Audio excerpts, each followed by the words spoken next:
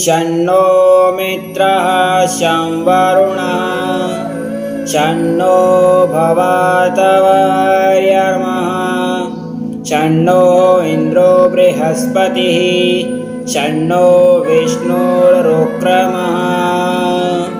नमो ब्रह्मणे नमस्ते वायो त्वामेव प्रत्यक्षं ब्रह्मासि त्वामेव प्रत्यक्षं ब्रह्म वदिष्यामि ऋतं वदिष्यामि सत्यं वदिष्यामि तद्भाववतु तद्वक्तारवतु अवतु मामवक्तु वक्तारम्।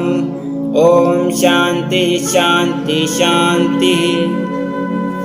नमस्ते दोस्तों, सत्यार्थ प्रकाश संदेश यूट्यूब चैनल में मैं विकास आर्य आपका हार्दिक स्वागत करता हूँ।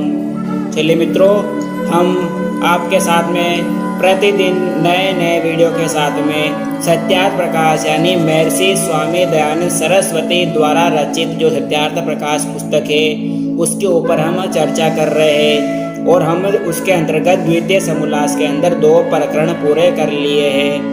2 प्रकरण के माध्यम से हमने कि माता पिता अपने बच्चों को किस प्रकार शिक्षित करे, बच्चा कब जब पैदा होता है तो किस समय अपन को उसको उत्पन्न करने का अच्छा सही समय है, और जब बच्चा 5 साल से बड़ा हो जाए तो उसको किस प्रकार की शिक्षा देनी चाहिए, किनके साथ कैसे उठना बैठना, किनके साथ में कैसा व्यवहार करना चाहिए, किसके साथ किस प्रकार बोलना चाहिए, किनको आदर देना चाहिए। इस प्रकार की बातें जो हमने इस वीडियो के माध्यम से पिछले प्रकरणों में की, और बच्चों को भूत प्रेत आदि जो बातें होती उनको ना बतावे, इस प्रकार की कोई भी चीज़ नहीं होती है। और बच्चों को जितना हो सके वामपंथी और पौराणिक जो पंडित ढोंगे पाखंडी होते हैं उनसे जितना हो सके दूर रहिए और खुद भी रहिए। इस प्रकार की शिक्षा हमने पिछले वीडियो के माध्यम से दी है। तो चलिए मित्रों, आज हम इस प्रकरण के माध्यम से अगला जो हम पिछले जहाँ पे हमने बात छोड़ी थी कि हमको जितना होता है वो पुराने पंडित दान ज़्यादा ले लो के अपना जितना होता है सबको लूट लेते हैं और अपनी बीमारी होती है वो दूर भी नहीं हो पाती है। अगर बच्चा मर जाता है तो वो अपना हाथ खड़े कर लेते हैं कि हमने तो कुछ नहीं किया, हमने पूरी कोशिश लगा ली, और फिर वो जी आता कहता है कि हमारे देखो आपने ब्राह्मणों को भोजन कराया और इतना आपने दान दिया हमारे को, इतने वो बकरे 10 मुर्गा जो करे थे उससे आपको लाभ, आपका बेटा और लंबी उम्र जी गया। इससे हमारा उसके जो पंडित जो होता है ढोंगी उसकी नाक शुद्धि हो जाती है। अब आगे जो है हम अगले प्रकरण के अंतर्गत उसके आगे और स्वामी जी ने किसके बारे में जो बताया है उसके बारे में शिक्षा और किस प्रकार की हमारे बच्चों के अंदर डालनी चाहिए उसके बारे में आगे स्वामी जी ने बताया है।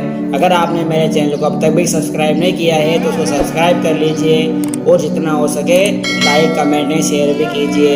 साथ में बेल आइकन का जो बटन है उसको प्रेस कर दीजिए जिससे मेरा हर आने वाला नया वीडियो को नोटिफिकेशन संदेश है वो सबसे पहले आपके पास पहुंच जावे। चलिए मित्रों, अब हम प्रारंभ करते हैं तीसरा प्रकरण। अगले प्रकरण में कहते हैं कि अब रह गई शीतला और मंत्र तंत्र आदि, अर्थात जो पिछला हमने जहाँ तक छोड़ा था कि अपने जो से यह जितने जो पाखंडी होते हैं वो किस प्रकार लूटमार करते हैं, उसका आगे में रह गई है शीतला और मंत्र तंत्र आदि, अर्थात जो शीतला होती है किस प्रकार उनको बच्चों को वो जो पंडित होते हैं माता पिताओं को बेकार कहते हैं कि शीतली लग गई है, ये लग गई है, मंत्र तंत्र टोना टोटका करते हैं, यह सब रह गई है। ये भी ऐसे ही ढोंग मचाते हैं, अर्थात ये भी जो होते हैं इसी प्रकार का जो पिछले बताया है उसी तरह से ढोंग मचाते हैं। कोई कहता है कि जो हम मंत्र पढ़ के डोरा व यंत्र बना देवे तो हमारे देवता और फिर उस मंत्र यंत्र के प्रताप से उसको कोई विघ्न नहीं होने देते, अर्थात जो ढोंगी होता है वो कोई डोरा टोना टोटा कर देता है और फिर बाद में कहता है कि इस ताबीज को ले लीजिए, ये डोरा गले में बांध लीजिए, हाथ में बांध लीजिए, गले में लटका लीजिए ताबीज को, इससे हमारे देवता है वो आपके इस बच्चे ऊपर कोई भी विघ्न नहीं होने देंगे, कोई भी प्रकार का दुख नहीं आने देंगे और वो यंत्र तंत्र के प्रताप से उसको मुक्त कर देंगे। इस प्रकार वो कहते हैं। उनको भाई उत्तर देना चाहिए कि क्या तुम मृत्यु परमेश्वर के नियम और कर्म फल से भी बच सकोगे क्या? उस समय अपन को ये बात उस पंडित से करनी है, उस पाखंडी से करनी है कि क्या तुम मृत्यु और परमेश्वर के नियम और कर्म फल से भी बच सकते हैं क्या? तुम बच सकते हो क्या? जो तुम कर रहे हो ऐसा, इससे क्या वो उस परम पिता परमात्मा द्वारा बनाया गया जो कर्म फल है नियम है उससे बचा जा सकता है। तुम्हारे इस प्रकार करने से भी कितने ही लड़के मर जाते हैं। अर्थात जो ये करते हैं ऐसे टोने टोटके और वो दौरा ढाका यंत्र तंत्र का फालतू की बातें जो उससे न जाने कितने बच्चों की भी मौत हो जाती है और तुम्हारे घर में भी मर जाते हैं। इस प्रकार तुम इतना कुछ कर देते हो कि तुम पैसों के लालच में इतने अंधे हो जाते हो कि अपने यहाँ तक कि घर के अंदर भी ऐसी बीमारियां कर उड़ा के अपने बच्चों को भी मौत के घाट उतार देते हैं। और क्या तुम मरण से बच सकोगे? तब वे कुछ भी नहीं कह सकते। अर्थात इस प्रकार के जब परमेश्वर के नियम सामने रखते हैं तो उनकी चुप्पी बंद हो जाती है, वो बोलती बंद हो जाती है, उनकी चुप्पी साध लेते हैं वो। तो इस प्रकार की बातें उनसे करनी है कि उनकी दाल नहीं गल सके, तब वे कुछ भी नहीं कह सकेगा। अर्थात वो मौन हो जाएगा कि उसके बाद में आगे बोलने के लिए कोई भी शब्द नहीं रहा है, क्योंकि उनको सिर्फ पैसे से वह काम चलता है। उनको कुछ आता तो कुछ होता नहीं है। उनको जैसे पैसा बोलते हैं वो वैसे नाचने चालू हो जाते हैं। इसलिए फिर उनकी दाल नहीं करती और वे दूर जान लेते हैं कि हमारी दाल नहीं गलने वाली है। अब इनको सत्य मालूम हो गया है, सत्य मालूम हो गया है। इससे इन सब मिथ्या व्यवहारों को छोड़कर धार्मिक सब देश के उपकार करता निष्कपटता से सबको विद्या पढ़ाने वाले उत्तम विद्वानों का प्रति उपकार करना जैसा वे जगत का उपकार करते हैं, इस काम को कभी न छोड़ना चाहिए। और जितनी लीला रसायन मारण मोहन उच्चाटन वशीकरण आदि करना कहते हैं उनको भी महापामर समझना ही चाहिए। अर्थात स्वामी जी कहते हैं कि इससे सब इन मिथ्या व्यवहारों को छोड़कर धार्मिक देश के उपकार करता निष्कपटता से सबको विद्या पढ़ाने वाले उत्तम लोगों का प्रत्युपकार करना जैसे वे जगत का उपकार करते हैं, इस काम को कभी नहीं छोड़ना चाहिए। और जितनी लीला रसायन मारण मोहन उच्चाटन होता है वशीकरण आदि करना उनको भी इसी के अंतर्गत महापार समझना चाहिए। अर्थात जो वशीकरण होता है ये अपनी लीला दिखाते हैं, जादू टोना टोटका करते हैं, ये सारे डोंग पाखंडी है, इस प्रकार का कोई नहीं होता है। इत्यादि मिथ्या बातों का उपदेश बाल्यावस्था में ही संतानों के हृदय में डाल दे। अर्थात इतनी जो बातें होती है बच्चों के, जो बच्चा प्रारंभ 5 साल का हो जाता है उसके बाद से ही उनके जीवन में ये बातें डाल देनी चाहिए कि आगे वो इस चीज़ों के अंदर इन बातों के अंदर वो धक्का ना खाए। इसीलिए इन बातों को उसके हृदय में प्रारंभ में ही डाल दे, जिससे वह स्व संतान किसी के ब्रह्मजाल में पड़ के अपने जीवन को दुख सागर में ना डुबो सके।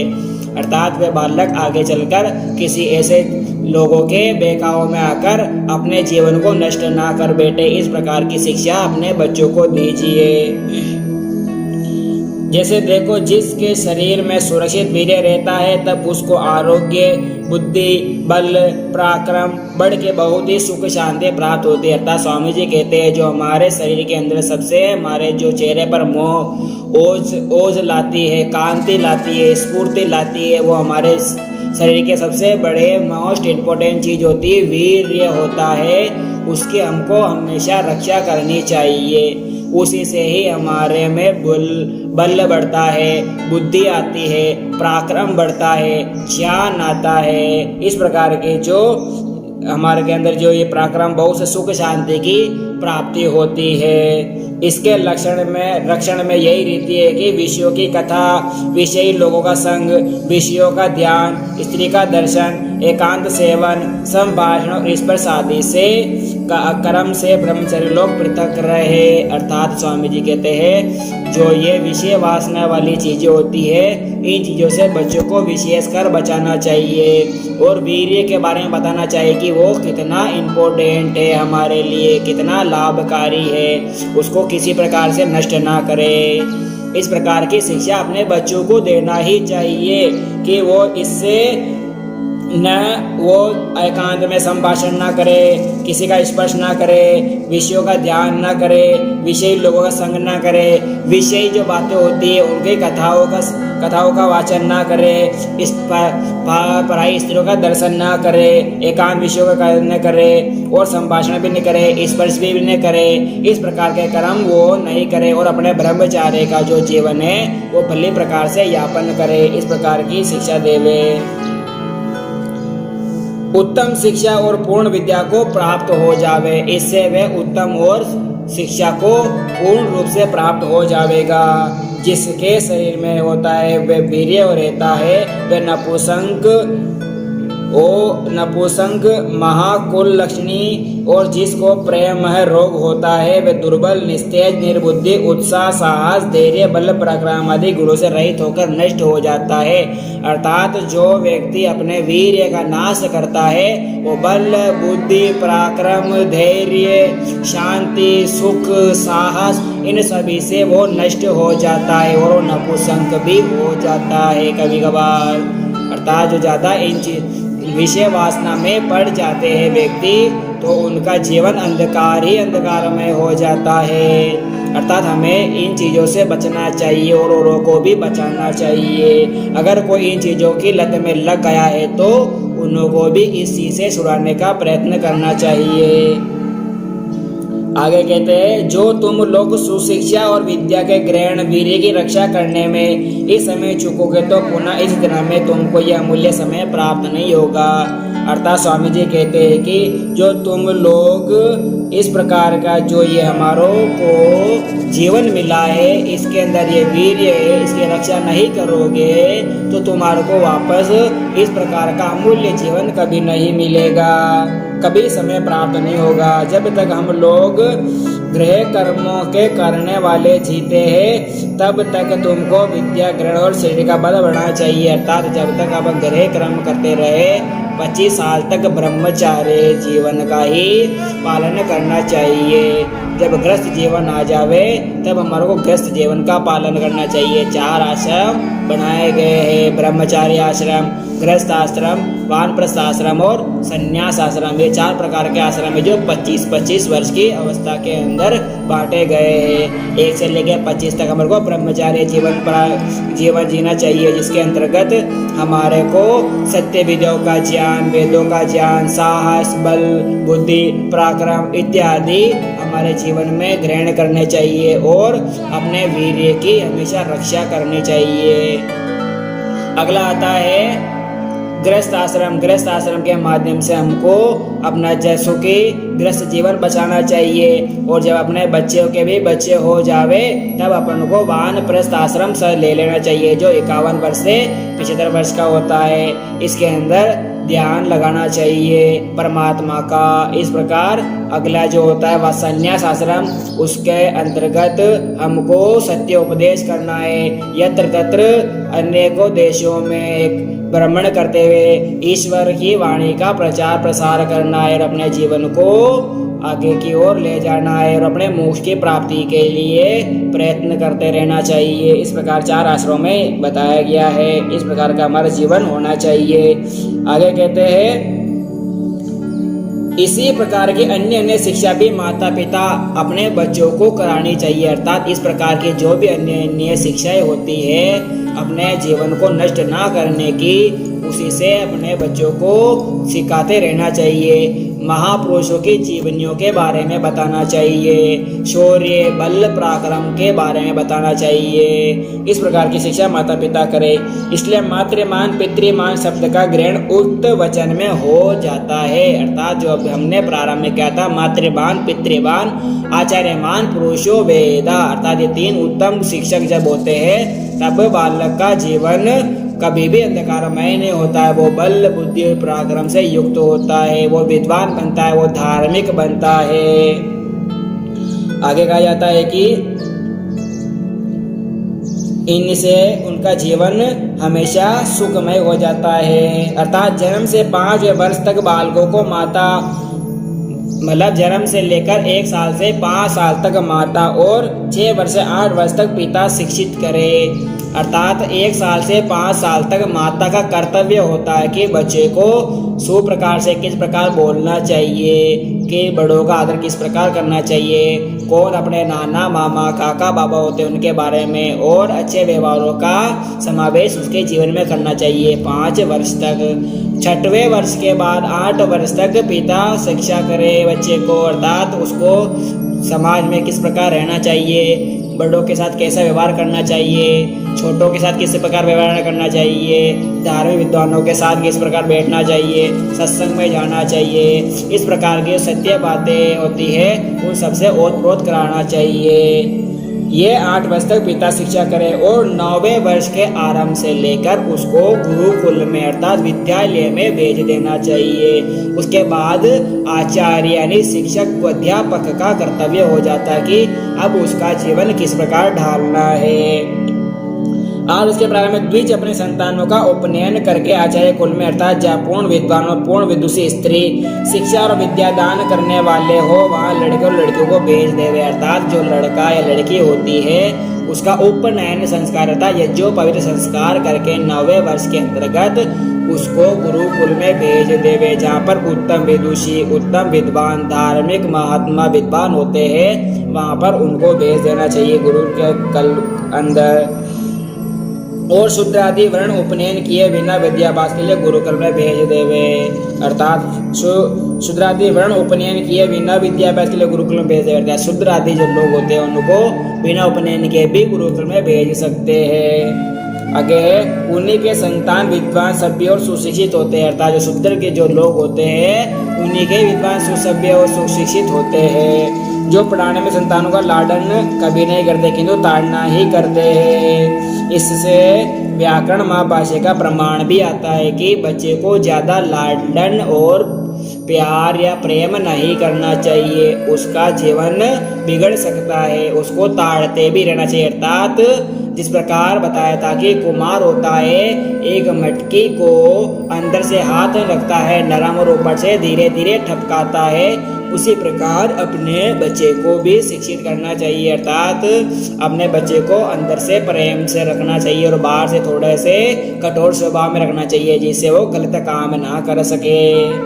आगे जो व्याकरण महाभाष्य का प्रमाण देते हैं कि सामृतै पाणिर्विघ्नन्ति गुरुवो न विशोक्षितै लालनाश्रयिणो दोषास्ताडनाश्रयणीयो गुणः, अर्थात जो माता पिता और आचार्य संतानों को शिष्य को ताड़ते हैं, ताड़न वे जानो अपने संतान शिष्य को हाथ से अमृत पिला रहे हैं, अर्थात जो माता पिता और आचार्य अपने बच्चे को ताड़ते हैं अर्थात उनको थोड़ा कठोर रखते हैं ऊपर से और अंदर से नरम रहते हैं, उनको थोड़ा डंडे से पिटाई भी करते हैं छोटे गलत कामों पर, तो वे समझो माता पिता अपने बच्चे को बिगाड़ नहीं रहे, वो अपने बच्चे को अमृत पिला रहे हैं, अर्थात अपने बच्चे को सन्मार्ग की ओर ले जा रहे हैं। इसके विपरीत अगर कोई माता पिता अपने बच्चे को ज़्यादा लाडन प्रेम करते हैं तो वे बच्चा को जहर पिला रहे हैं, विष पिला रहे हैं, अर्थात वो बच्चा ज़्यादा लाडन और प्यार प्रेम से बच्चा बिगड़ जाता है। इस प्रकार वो संतान विष के समान नष्ट कर देते हैं, क्योंकि लाडन से संतान और शिष्य दोषयुक्त तथा ताड़ना से गुणयुक्त होता है, अर्थात ज़्यादा लाडन करने से शिष्य दोषयुक्त हो जाता है और ज़्यादा ताड़ने से भी मनुष्य गुणयुक्त हो जाता है, अर्थात ये ज़्यादा प्रेम करने से बच्चा बिगड़ सकता है और ज़्यादा ताड़ने से भी बच्चे को बिगाड़ सकते हैं। इसलिए बच्चे को ताड़ते भी रहना चाहिए प्रेम के साथ में कि वो ज़्यादा बुरे कर्म ना कर सके। परंतु माता पिता अध्यापक लोग ईर्ष्या द्वेष से ताड़न ना करें, अर्थात ज़्यादा ताड़े नहीं कि गुस्से से ताड़ दिया, एक डंडा थपका दिया, एक तमाचे के दे कि वो 4 दिन तक बिस्तर से भी ना निकल सके, इस प्रकार का वहम भी बच्चों में डालना चाहिए, अर्थात ज़्यादा भी ताड़ना नहीं चाहिए, ज़्यादा भी मारना नहीं चाहिए। अगर ज़्यादा बच्चे को ताड़न करते हैं मारते तो वो जितना प्रेम से नहीं बिगड़ता उतना ताड़न से भी बिगड़ सकता है। इसलिए ईर्ष्या द्वेष भाव गुरु और माता पिता के अंदर नहीं रखना चाहिए। ऊपर से भय प्रदान और भीतर से कृपा दृष्टि ही रखनी चाहिए। अर्थात ऊपर से भय रखना चाहिए और अंदर से कृपा दृष्टि बनाए रखनी चाहिए। जैसे अन्य शिक्षा की वैसी चोरी, जारी, आलस्य, प्रमाद, मादक द्रव्य, मिथ्या भाषण, हिंसा, क्रूरता, ईर्ष्या, द्वेष, मोह आदि दोषों को छोड़ने और सत्याचार के ग्रहण करने की शिक्षा करें। क्योंकि जिस पुरुष ने जिसके सामने एक बार चोरी, जारी, मिथ्या आदि भाषण कर्म किया, उसी की प्रतिष्ठा उसके सामने मृत्यु पर्यंत नहीं होती है। अर्थात किसी व्यक्ति ने, बालक ने किसी मनुष्य के सामने चोरी भी कर ली, छोटा सा पेन ही क्यों ना उठा लिया उसकी नजरों से, तो वो चोरी ही कहलाती और वो आजीवन पर्यंत उसको चोर ही कहेगा। इस प्रकार बच्चे को शिक्षा ना देवे, किसी से मिथ्या भाषण ना करे, इस प्रकार का भी बालक के अंदर समावेश करे। मिथ्या भाषण आदि कर्म किए उसकी प्रतिष्ठा उस समय मृत्यु पर्यंत तक हो जाती है। अर्थात उसकी जो प्रतिष्ठा वो थी चोरी करने की, वो उसके मृत्यु पर्यंत तक उसका पीछा नहीं छोड़ती है। इस प्रकार से हमें बच्चों को बचाना चाहिए। जैसी हानि प्रतिज्ञा मिथ्या करने वाले की होती, वैसी अन्य किसी की नहीं होती है। अर्थात जो ऐसे बुरे कर्म करता है उसका जीवन इस प्रकार धीरे धीरे क्षीण और नष्ट होता है, जिस प्रकार जैसे अन्य किसी का नहीं होता हो। अर्थात जो बुरे कर्म करता है उसका जीवन इस प्रकार नष्ट होता है कि अन्य किसी व्यक्ति का नहीं होता हो जो बुरे कर्म नहीं करता है। जैसे किसी ने किसी से कहा कि मैं तुमको वहाँ तुम मुझसे अमुक समय, अर्थात जैसे किसी ने किसी से कहा मैं तुमको वहाँ तुम अमुक समय में मिलूंगा, वह मिलने अथवा अमुक वस्तु अमुक समय में तुमको मैं दूंगा, इसको वैसे ही पूरी करे, नहीं तो उसकी प्रतिज्ञा कोई भी ना करेगा। इसलिए सदा सत्य भाषण और सत्य प्रतिज्ञा युक्त सबको होना चाहिए। अर्थात हमेशा प्रतिज्ञावान होना चाहिए बालक को। वो अगर एक बार बात बोल दे कि मैं तुमको अमुक स्थान में अमुक समय पर वहाँ मिलूंगा, तो उसी समय उसे मिलना ही चाहिए। अर्थात प्रतिज्ञावान होना चाहिए, दृढ़ संकल्प होना चाहिए, अपनी प्रतिज्ञा से विपरीत पीछे नहीं हटने वाला होना चाहिए। क्योंकि अभिमान श्रेयम हंति, अर्थात अभिमान, ये विदुर नीति का वचन है। जो अभिमान अर्थात अहंकार करता है वह सब शोभा और लक्ष्मी का नाश कर देता है। अर्थात अभिमानम माना श्रेय हंति, जो अभिमान करता है वो शोभा और लक्ष्मी का नाश कर देता है। इस वास्ते अभिमान करना नहीं चाहिए। अर्थात हमको कभी भी अपने जीवन में घमंड नहीं करना चाहिए, अभिमान नहीं करना चाहिए। छल कपट व कृतज्ञता से अपना ही हृदय दुखित होता है, तो दूसरों की क्या कथा कहानी होनी चाहिए, कहनी चाहिए। अर्थात हम बुरे कर्म करते हैं, किसी साथ दुर्व्यवहार करते हैं, किसी से बुरा वचन कहते हैं, तो उससे अपना तो हृदय दुखता ही है, क्योंकि हमने उसको बुरा भला कहा है और उसने जो सुना इसको जिसको हमने कहा है उसको भी बड़ा बुरा भला लगता है। तो ऐसा वाक्य हमको नहीं करना चाहिए। छल कपट का उसको कहते हैं जो भीतर और बाहर दूसरों को मोह में डाल और दूसरे की हानि पर ध्यान न देकर स्वप्रयोजन सिद्ध करना। कृतज्ञता उसको कहते हैं कि किसी के किए उपकार को न मानता।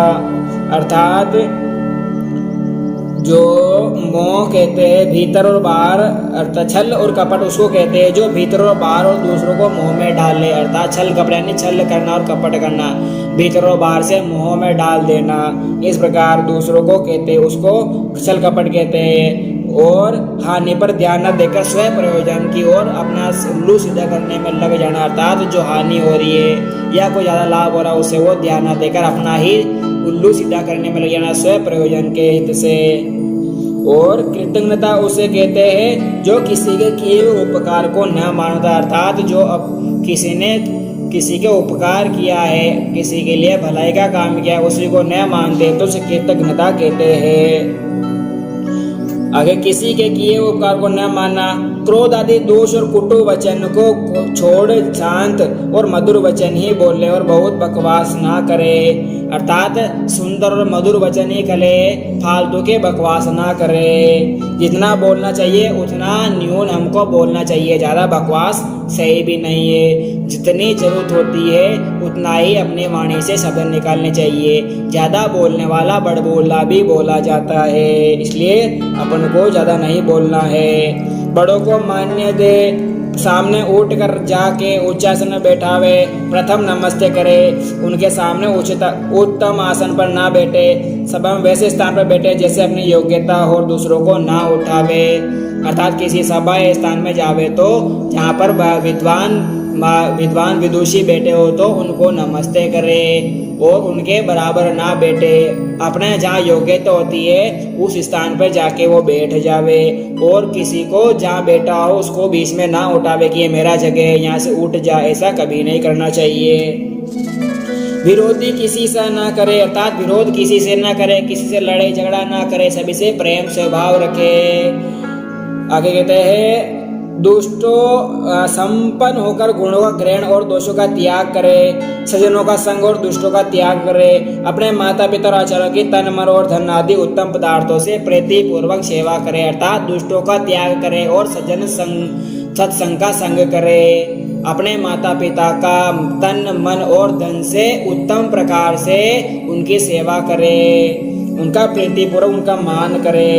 यान्यास्माकं सुचरितानि तानि त्वयोपस्यानि तोत्राणि, यह 33वें उपनिषद का वचन है। इसका यह अभिप्राय है कि माता पिता आचार्य अपने संतानों और शिष्यों को सदा सत्य उपदेश करे, अर्थात माता पिता और आचार्य जो होते हैं अपनी संतानों को सदा सत्य उपदेश सत्य भाषण ही करे और ये भी कहे कि जो जो हमारे धर्म युक्त कर्म है उनका ग्रहण करे, अर्थात जो धर्म के विरुद्ध जो कर्म होते हैं उनको वे ना करे, धर्म के जो कर्म होते हैं उनका ही वे कर्म करावे और जो दुष्ट कर्म होते हैं उनका त्याग करा देवे, अर्थात फालतू जो कर्म होते हैं जीवन को नष्ट करने वाले उनको वे कभी ना करावे।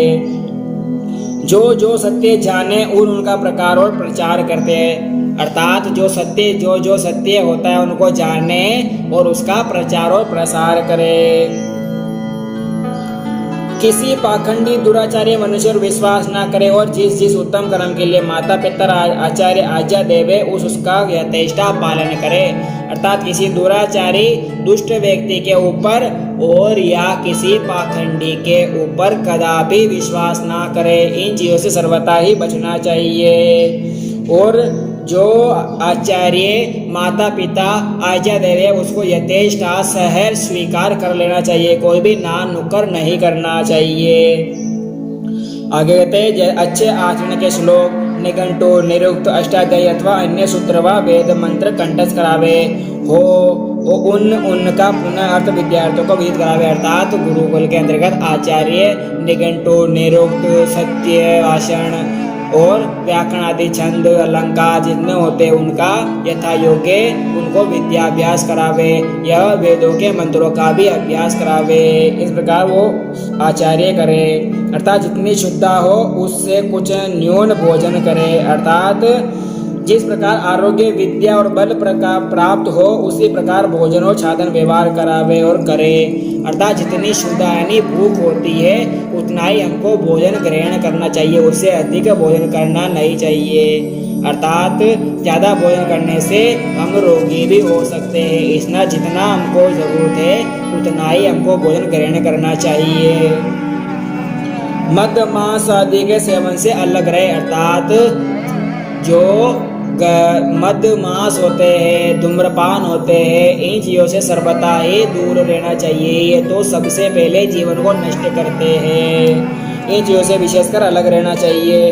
अज्ञात गंभीर जल में प्रवेश ना करें क्योंकि जल जंतु व किसी अन्य पदार्थ से दुख और जो तैरना ना जाने तो डूब ही सकता है, अर्थात किसी अज्ञात जल के अंदर प्रवेश ना करें, अर्थात किसी स्विमिंग पूल हो या समुद्र के अंदर अगर तैरना नहीं जानते हो तो उसके अंदर कदापि प्रवेश ना करें, उसको पहले प्रकार से जाने सीखे उसके बाद ही प्रवेश करें, अगर बिना जाने उसमें प्रवेश करते तैरना नहीं आता है तो वे उसमें डूबकर अपनी मृत्यु को भी प्राप्त हो सकता है, इसलिए इन चीज़ों से विशेषकर बचना चाहिए। ना विजाते जलाशय, यह मनु का वचन कहते हैं कि अविज्ञात जलाशय में प्रवेश होकर स्नान आदि ना करे, अर्थात अविज्ञात यानी इसके अंदर को जाने का हमको मन भी ना करे और हमारा तैरने का मन बना लिया हो और तैरना नहीं आता हो, स्नान करने का मन हो जावे तो वहाँ पर हमको तैरना ना आने पर भी स्नान नहीं करना चाहिए, बाहर बैठ के भी करा जा सकता है, अंदर पानी में प्रवेश ना करना चाहिए, अपना जीवन अमूल्य इसको नहीं गंवाना चाहिए। दृष्टिपूतं न्यस्पादं वस्त्रपूतं जलं पिबेत् सत्यं पूता वदेत् वाच्यं मनः पूता समाचरेत्। यह मनु का वचन है, अर्थात कहते नीचे दृष्टि कर ऊंचे स्थान को देख चले, अर्थात नीचे दृष्टि कर सामने ऊंचे स्थान को देखते हुए चले, अर्थात ऊपर नजर करके ना चले, जमीन के सीधा सीधा नजर करते हुए चले।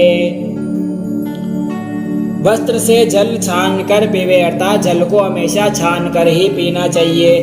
सत्य से पवित्र करके वचन बोलने चाहिए, अर्थात जो वचन हम बोलते हैं वो सत्य होना चाहिए। उसको मन में भली प्रकार से जान लेवे कि ये वचन कटु तो ना है, असत्य तो ना है, उसको तभी वाणी से बाहर निकाले जब वो वचन सत्य होवे।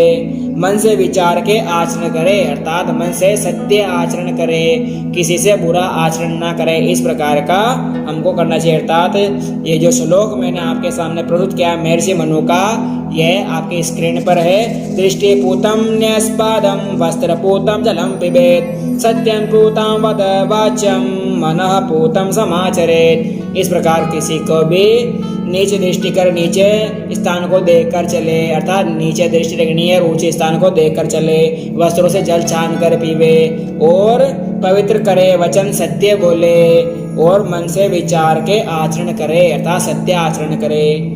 आगे थे आपके सामने स्क्रीन पर श्लोक है। माता शत्रु पिता वेरी येन बालो न पाठिता न शोभते सभा मध्ये हंसो मध्ये बकोयता। अर्थात ये किसी कवि का वचन है, कहते हैं कि वे माता और पिता शत्रु के समान है, अपने संतानों का पूर्ण वेरी है, पूर्ण दुश्मन है। जो माता पिता व आचार्य अपने संतानों को विद्या प्राप्ति ना करावे, अर्थात जो माता पिता अपने बच्चों को शिक्षित ना करे, वो शत्रु के समान माना जाता है। वह विद्वानों की सभा में वैसे ही तिरस्कृत और अपमानित होता है, जिस प्रकार हंसों के मध्य में बगुला अपमानित हो जाता है, जैसे हंसों के बीच में बगुला। यही माता पिता कर्तव्य कर्म परम धर्म और कीर्ति का काम है कि जो अपने संतानों को तन मन धन और विद्या कर्म से उनको सुशिक्षित करे। इस प्रकार की शिक्षा युक्त उत्तम कर्म करना, ये बाल शिक्षा में थोड़ा बहुत आर्य स्वामी जी ने इस प्रकरण में लिखा है। तो अपने आज के इस प्रकरण के माध्यम से यही जाना कि माता पिता अपने बच्चों को सुशिक्षित किस प्रकार करें, किन किन उत्तम बातों का ग्रहण करें, संस्कारों का ग्रहण करें और किन असंस्कारों को छोड़ना चाहिए। इस प्रकार की शिक्षा इस प्रकरण में की है। इति श्रीमद्दयानंद सरस्वती स्वामी कृते सत्यार्थ प्रकाशे सुभाषि विभूषिते बाल शिक्षा विषय द्वितीय संस्कार समूलास संपन्न। अर्थात द्वितीय जो समूलास है उसका आज यहाँ पर संपन्न हो गया है। ये जो बाल शिक्षा बच्चे को किस प्रकार शिक्षित करना चाहिए उसके बारे में थोड़ा बहुत स्वामी जी ने इनके माध्यम से लिखा है द्वितीय समूलास के अंतर्गत। तो चलिए मित्रों, आपको यह भली प्रकार से समझ में आ गया होगा कि आज का प्रकरण भी अब यहीं पर समाप्त हो गया है। जो द्वितीय समूलास मैंने प्रारंभ किया था 2 प्रकरणों के माध्यम से, आज तीसरे प्रकरण के माध्यम से हमने इसको भी समाप्त कर दिया है। अब अगले प्रकरण के माध्यम से हम तृतीय समूलास के अंदर अध्ययन विधि के बारे में पढ़ेंगे। किस प्रकार अध्ययन और अध्यापन करना चाहिए उसके बारे में हम अगले प्रकरण के माध्यम से आपके सामने व्याख्या करेंगे। तो आज के इसके माध्यम से हमने यही जाना कि बच्चे को किस प्रकार शिक्षित करना है, माता पिता और आचार्य किस प्रकार सत्य भाषण करवाना चाहिए, किन के साथ उठना, किन के साथ कैसे बैठना चाहिए, इस प्रकार की शिक्षा माता पिता अवश्य करें। चलिए मित्रों, अब ज़्यादा वीडियो को लंबा ना करते हुए हम आज के प्रकरण को समूलास को यहीं पर ही विराम देते हैं और अगले प्रकरण में हम आपसे मिलेंगे। जब तक के लिए आपने मेरे चैनल को अभी भी सब्सक्राइब नहीं किया है तो अब तक भी इसको सब्सक्राइब कर लेवे और इसको बेल आइकन के बटन के साथ में प्रेस कर मेरी सदस्यता लेवे, जिससे आपके पास मेरा हर नया वीडियो का संदेश आपके पास पहुंच जाएगा। और इसको ज़्यादा से ज़्यादा शेयर भी, लाइक एंड कमेंट्स भी कीजिए। तो आज के प्रकरण हम यहीं पर विराम देते हैं। धन्यवाद। इति ओम शम।